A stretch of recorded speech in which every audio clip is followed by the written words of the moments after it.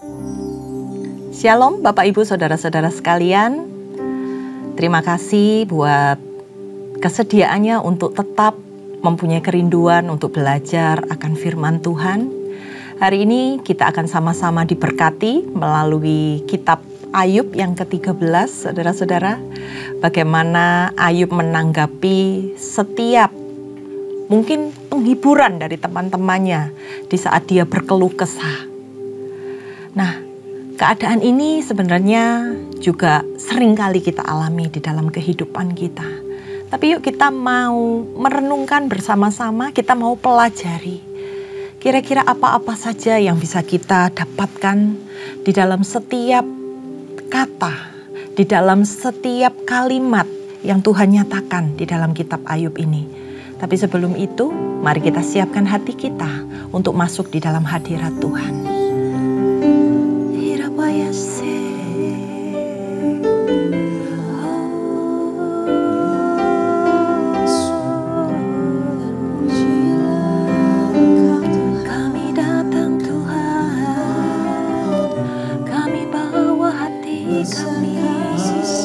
Sujud menyembah dalam hadirat-Mu, Tuhan, Kau baik.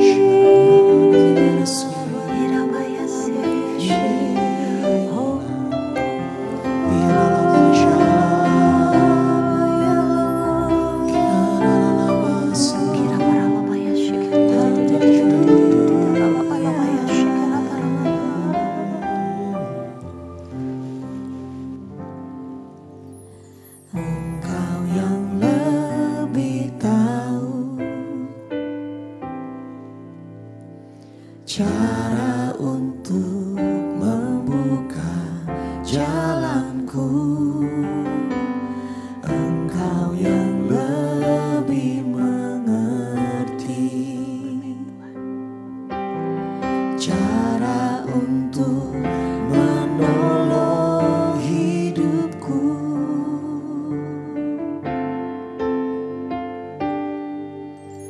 Engkau yang lebih tahu.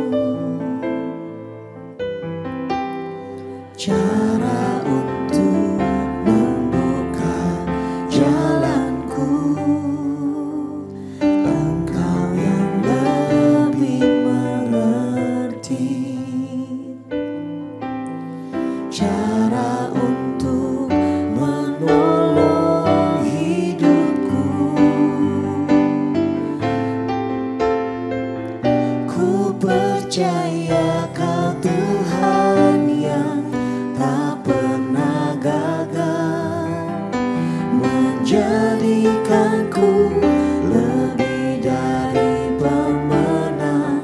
Ku percaya Kau Tuhan yang tak pernah lalai, menepati janji-janji-Mu.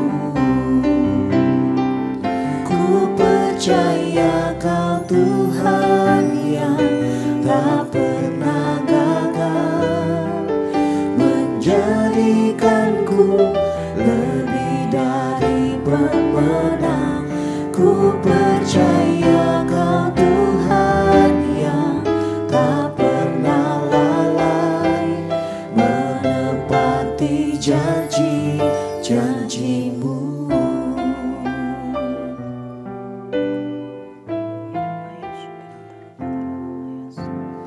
Engkau yang lebih tahu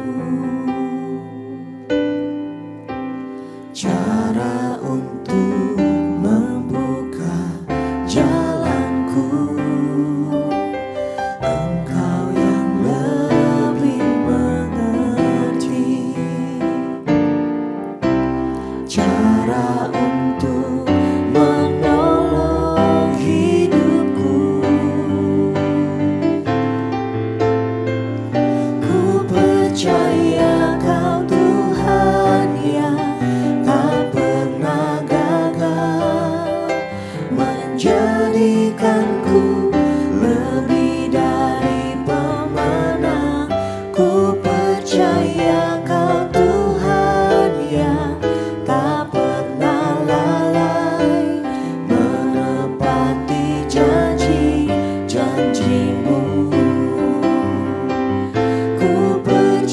ya Kau Tuhan yang tak pernah gagal, menjadikanku lebih dari pemenang. Ku percaya Kau Tuhan yang tak pernah lalai, menepati janji-janji-Mu. Ku percaya Kau Tuhan yang tak pernah gagal, menjadikanku lebih dari pemenang. Ku percaya Kau Tuhan yang tak pernah lalai, menepati janji-janji-Mu. Menepati janji-janji-Mu. Menepati janji-janji-Mu.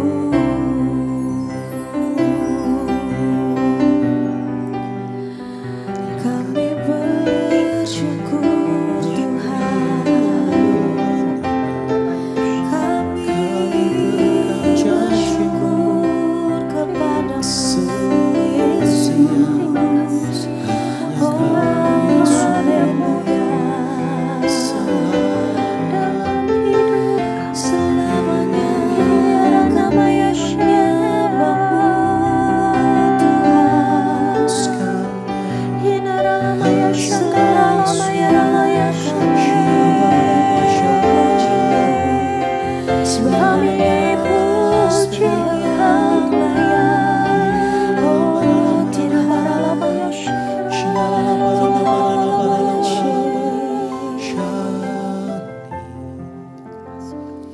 bagi Tuhan tak ada yang mustahil, bagi Tuhan tak ada yang tak mungkin. Mujizatnya disediakan bagiku, ku diangkat dan dipulihkannya. Bagi Tuhan tak ada yang mustahil, bagi Tuhan tak ada yang tak mungkin. Mujizatnya disediakan bagiku, ku diangkat dan dipulihkannya.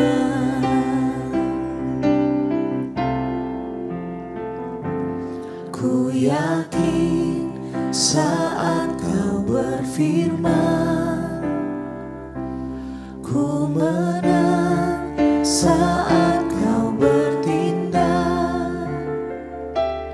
Hidupku hanya ditentukan oleh perkataan-Mu.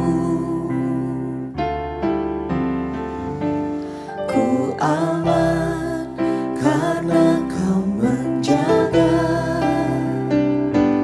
ku kuat karena Kau menopang. Hidupku hanya ditentukan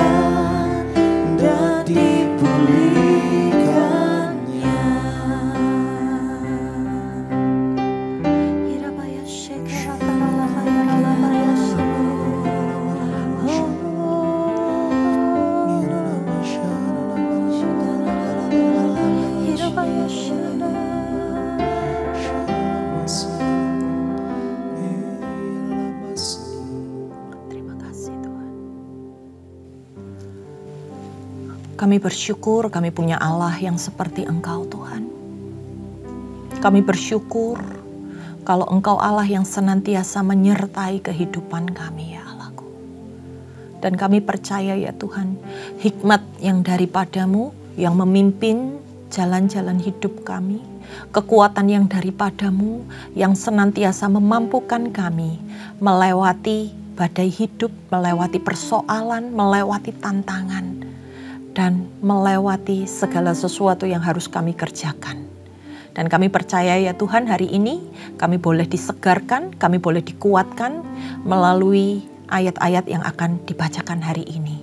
Roh Kudus, Engkau yang memampukan setiap kami untuk mengajar, untuk menerima, bahkan Tuhan untuk menikmati setiap perkataan Tuhan yang indah melalui hamba-Mu Ayub Tuhan. Berbicaralah Roh Kudus, hanya di dalam nama Tuhan Yesus. Haleluya. Amin. Baik saudara-saudara, kita siapkan hati kita, telinga kita. Banyak orang yang bilang bahwa kitab Ayub itu merupakan kitab yang sulit untuk dipahami. Nah, kami sendiri, para pengajar mempersiapkan kitab ini tentunya dengan berbagai referensi ya saudara-saudara.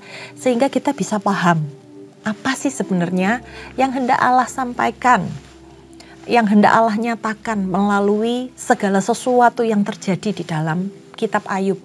Kenapa dikatakan teman-temannya ini annoying, mengganggu. Padahal kalau kita baca-baca, mereka mengatakan sesuatu yang benar gitu ya, saudara-saudara.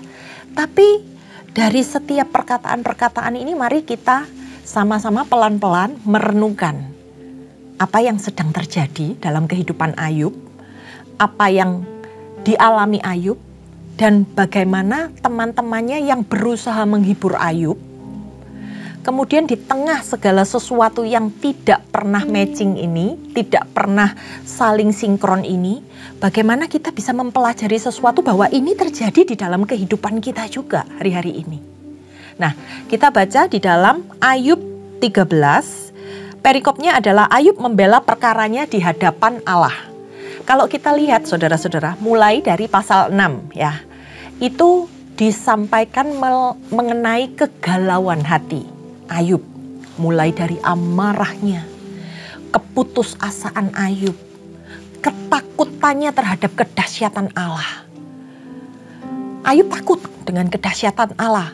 Dia takut bila Allah hadir, tapi dia juga takut bila Allah tidak hadir.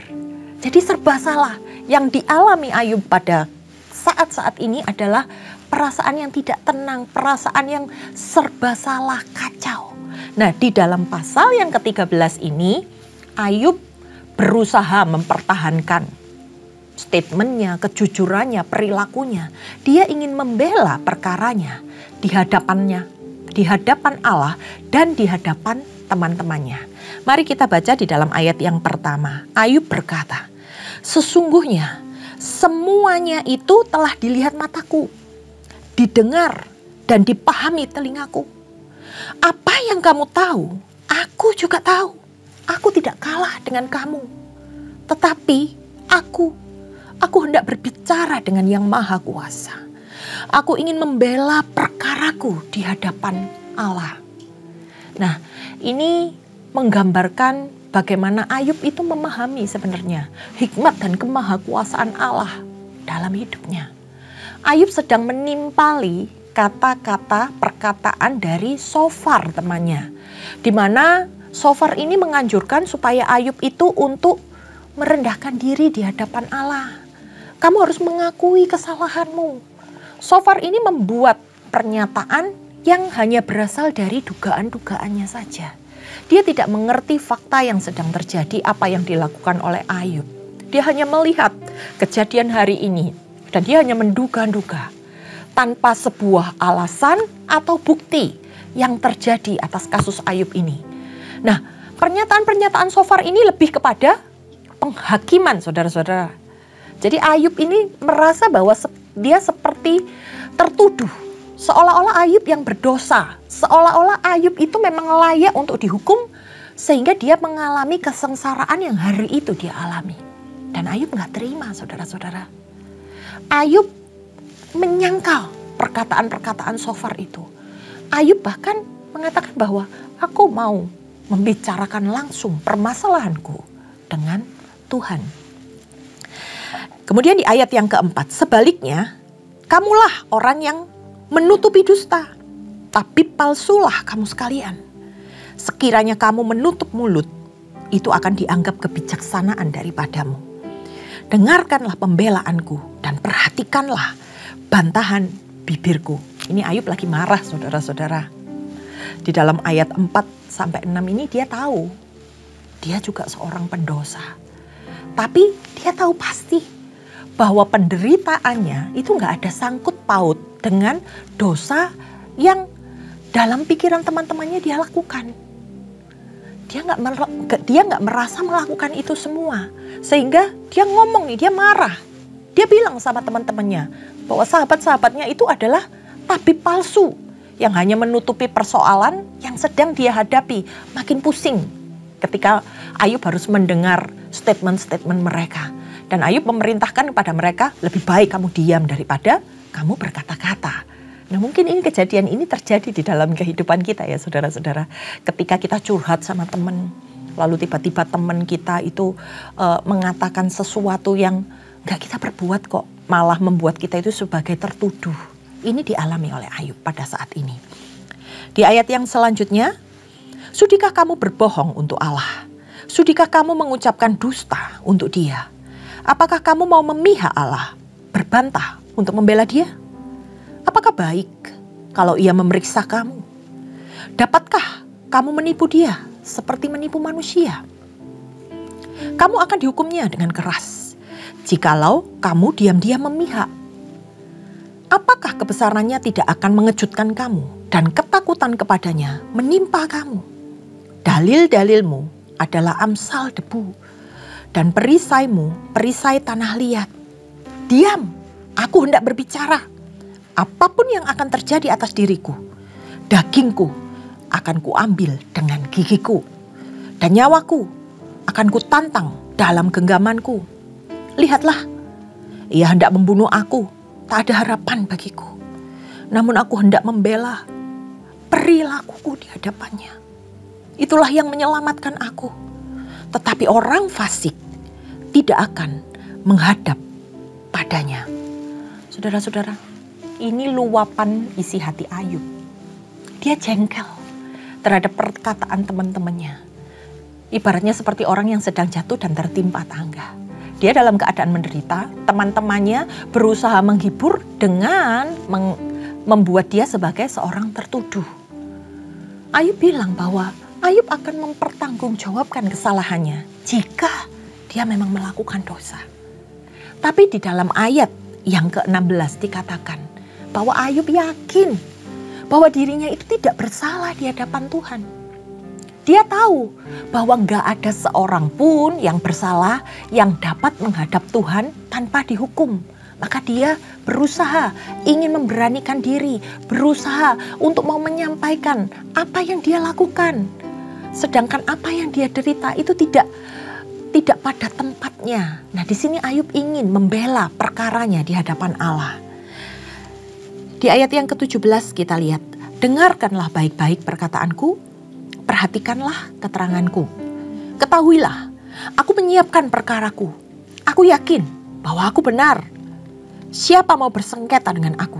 Pada saat itu juga aku mau berdiam diri dan binasa. Ini adalah pembelaan diri. Ketika di ayat yang ke-18, Ayub dengan yakin mengatakan bahwa dirinya benar. Aku yakin aku dapat menghadap Allah karena aku yakin bahwa aku tidak bersalah. Kemudian di ayat yang ke-20, hanya janganlah kau lakukan terhadap aku dua hal ini. Dia memohon kepada Allah. Maka aku tidak akan bersembunyi terhadap engkau. Jauhkanlah kiranya tanganmu daripadaku dan kegentaran terhadap engkau janganlah menimpa aku. Di sini Ayub mulai ragu-ragu. Dia juga sebenarnya merasa takut menghadapi Allah. Karena Ayub itu takut waktu Allah hadir, tapi Ayub juga takut kalau Allah itu gak hadir. Maka di sini Ayub memohon dua hal kepada Allah. Yang pertama, jauhkanlah kiranya tanganmu daripadaku, tangan Tuhan daripada hidupnya. Ayub ingin dibebaskan dari setiap penderitaan yang hari itu menimpa dia. Begitu dahsyat malapetaka itu menimpa hidupnya. Dan kemudian permohonan Ayub yang kedua adalah bagaimana kegentaran terhadap engkau janganlah menimpa aku. Karena yang lebih penting, janganlah Ayub ini dienyahkan dari kepercayaannya kepada Tuhan. Ayub ini hidup takut akan Allah. Dia juga takut kalau Allah makin marah pada dirinya. Kemudian di ayat yang ke-22, panggillah aku, maka aku akan menjawab, atau aku berbicara dan engkau menjawab. Berapa besar kesalahan dan dosaku? Beritahukanlah kepadaku pelanggaran dan dosaku itu. Mengapa engkau menyembunyikan wajahmu dan menganggap aku sebagai musuhmu? Apakah engkau hendak menggentarkan daun yang ditiupkan angin dan mengejar jerami yang kering? Sebab engkau menulis hal-hal yang pahit terhadap aku dan menghukum aku karena kesalahan pada masa mudaku. Kakiku kau masukkan ke dalam pasung, segala tindak tandukku kau awasi, dan rintangan kau pasang di depan tapak kakiku. Dan semuanya itu terhadap orang yang sudah rapuh, seperti kayu lapuk, seperti kain yang dimakan gegat. Di sini curahan hatinya Ayub, saudara-saudara. Bagaimana kita melihat Ayub menyadari segala sesuatu yang terjadi di dalam kehidupannya, segala ketakutannya, kecemasannya. Ayub seolah-olah merasa bahwa dirinya ini musuhnya Allah. Ayub merasa bahwa dia sedang tersiksa dan dia sedang disiksa. Segala sesuatu yang tidak dia perbuat, tetapi hari itu terjadi di dalam hidupnya. Ayub bertanya-tanya mengapa dan mengapa semuanya ini menimpa dan terjadi di dalam dirinya. Dia kehilangan segala sesuatu. Dia harus menderita sebagai orang yang sepertinya paling hina pada waktu itu. Tapi dia juga berada di antara perasaan takut, tidak terima, tapi juga khawatir kalau Allah marah. Ayub berusaha mengoreksi dirinya. Apakah ada dosa yang dilakukannya di masa lalunya, di masa mudanya?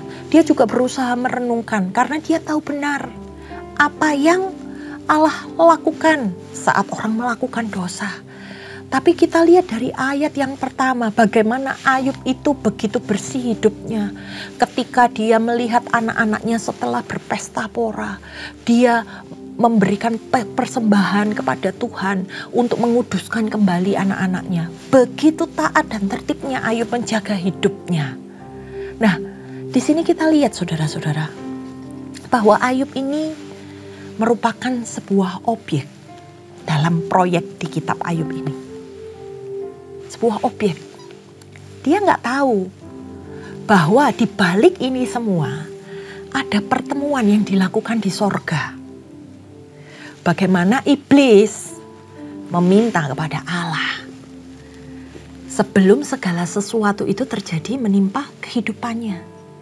Jadi kalau secara hukum Ayub sudah merasa dia ini menjaga hidupnya dengan benar di hadapan Tuhan. Dia tahu apa yang disukai Allah, apa yang tidak disukai Allah. Apa itu hidup benar, apa itu dosa. Dia mempelajari itu semua dan dia menjadi pelaku atas firman Tuhan itu, atas perintah-perintah Tuhan itu. Dia sudah berusaha untuk melakukan apa yang benar. Tapi mengapa dia harus mengalami penderitaan, mengalami malapetaka yang begitu dahsyat menimpa hidupnya sampai dia kehilangan segalanya?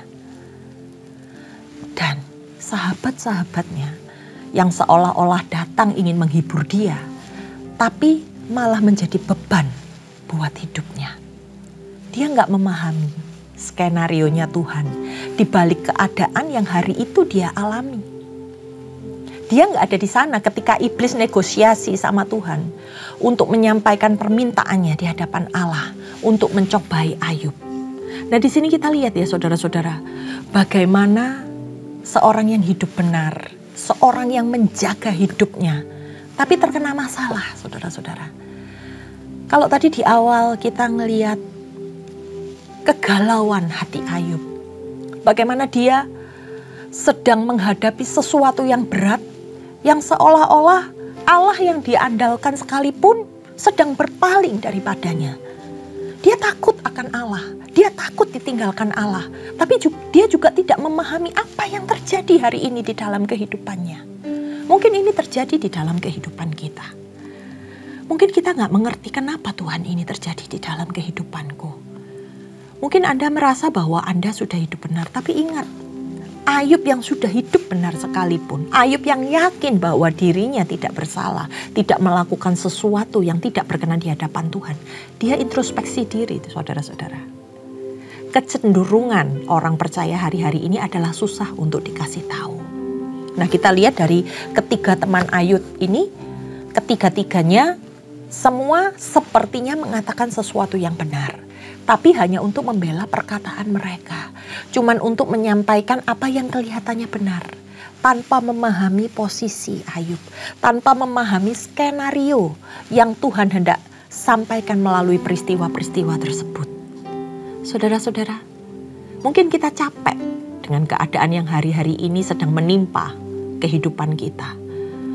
Mungkin kita capek, kenapa Tuhan? Saya sudah melayani Tuhan, saya sudah hidup benar, saya sudah menjaga kekudusan. Tetapi hal ini menimpa kehidupan saya. Atau mungkin saudara-saudara sedang kehilangan sesuatu. Saudara-saudara sedang merasakan suatu pergumulan di mana ketidakadilan itu ada di dalam kehidupan kita. Kita nggak mengerti skenario-nya Tuhan. Kalau kita baca ayat ini karena kita sudah tahu endingnya seperti apa kitab Ayub ini. Jadi kita bisa memahami, oh ternyata di awal memang ada skenario antara iblis yang meminta Tuhan untuk mencobai hambanya Ayub. Tapi bagaimana Ayub menyelesaikan bagian demi bagian yang dikupas dalam kitab Ayub ini? Kita belajar reaksi Ayub, respon Ayub terhadap keterhilangannya, terhadap orang-orang yang ada di sekitarnya, terhadap orang-orang terdekat yang bukan melakukan sesuatu yang menghibur dia supaya dia bisa bangkit. Tetapi bagaimana Ayub di dalam kenyataan ini, dia tahu proses apa yang sedang terjadi di dalam hidupnya. Dan yang perlu kita garis bawahi adalah ketika Ayub menyampaikan kedua keinginannya, ketika dia melakukan yang namanya pembelaan, jangan jauhkan tanganmu daripadaku. Karena Ayub tahu dia perlu Tuhan melebihi dari segala sesuatu. Ayub pengen dibebaskan dari penderitaan ini. Tapi Ayub tahu dia perlu Tuhan. Kegentaran terhadap Engkau janganlah menimpa aku. Ayub berdoa, jangan tinggalkan aku Tuhan. Aku hanya percaya kepada Tuhan. Dia hidup takut akan Tuhan. Bahkan ketika dia berada di dalam ketidakpastian, dia di dalam kelemahan dan kelelahannya menghadapi segala sesuatu. Dari orang yang luar biasa, orang yang terpandang, hari itu posisinya hancur. Hari itu posisinya ada di bawah.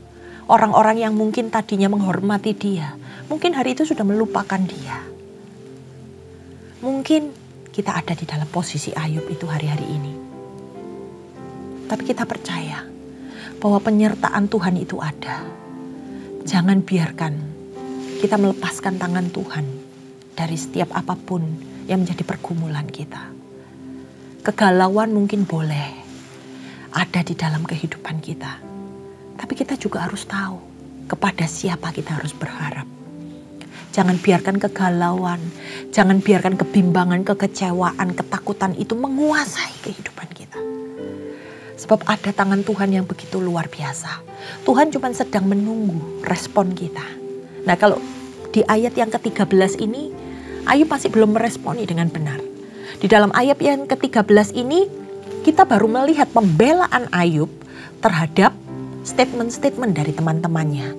orang-orang yang ada di sekitarnya. Apakah Tuhan tidak bekerja? Hari itu Tuhan sedang bekerja. Hari itu Tuhan sedang menanti langkah-langkah selanjutnya yang akan Ayub kerjakan di dalam hidupnya. Saudara-saudara, seberapapun berat tantangan hidup kita, hari ini kita belajar untuk mengutamakan Tuhan. Kalau kita yakin bahwa kita tidak bersalah, tetap berjalan di dalam keadaan itu. Tetap berjalan di dalam kebenaran Tuhan. Tetap mengutamakan Tuhan di dalam segala hal. Tapi jika melalui ayat firman Tuhan ini ada sesuatu koreksi dari Tuhan. Mungkin itu ada dosa dari masa lalu kita. Mungkin itu ada suatu kepahitan yang membuat kita ada di dalam permasalahan ini. Mari kita koreksi saudara-saudara. Sampai kita benar-benar yakin sudah melakukan apa yang benar, yang sudah Tuhan mau di dalam kehidupan kita. Siapapun kita nggak akan pernah bisa terlepas dari yang namanya problem, dari yang namanya pergumulan.